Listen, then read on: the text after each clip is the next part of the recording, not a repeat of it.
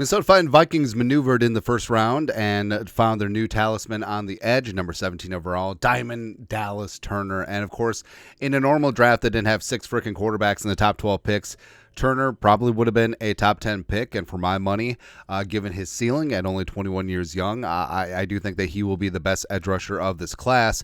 And also, I think the fact that the Vikings, even though they lost Danielle Hunter, I feel like, again, I'll always love Danielle Hunter, but Grenard, AVG, as well as Diamond Dallas Turner, replacing him in the aggregate, I'll take it. Also, look at Turner's arms, man. Baby, let's go. So, yeah, Turner putting in that work.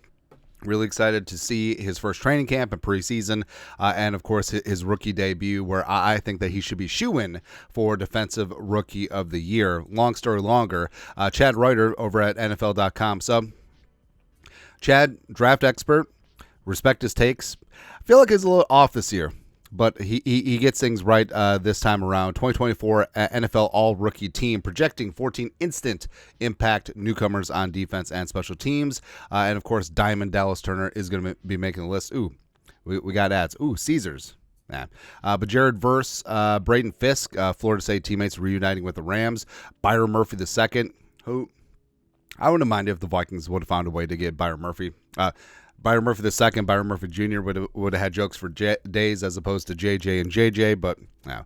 But Turner checking in on the edge, living on the edge. Round 1, number 17. I suspect Turner will be a defensive force for the Vikings by the midway point of his rookie campaign, possibly starting the year as a designated pass rusher and ultimately approaching a double-digit sack total, but eventually proving he's able to drop into zones and fight tackles playing the run. And that is going to be priority 1 for Dallas Turner, where he's already got the pass rush, he's already got the speed rush, he's already got moves, but setting the edge against a run, that's going to be the difference that sets him apart of him being a situational pass rusher, which he could and should be early on. That's his floor to start his career, and being a true 3-down guy who can play early downs in the National Football League. And with Turner, so AVG's been dinged up with a foot injury, should be good to go for training camp. But Turner getting all the first team reps that he can during OTAs and mandatory minicamp, I think that's huge. And I think that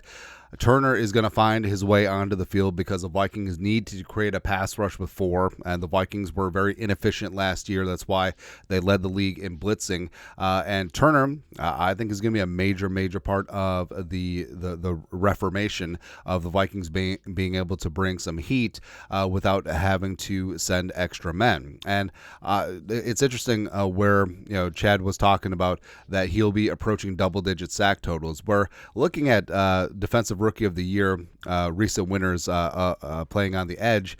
I mean, if you get double digits, you're generally going to be golden. I mean, Will Anderson, Turner's former teammate at Alabama, won last year with the Texans. He only had 7 sacks, and I say only, but that's a hell of a debut for a rookie edge rusher, because, I mean, even if you dominate at the collegiate level, it is quite a jump. It is quite a leap. Micah Parsons in 2021, where, remember, he didn't really play in 2020 at Penn State.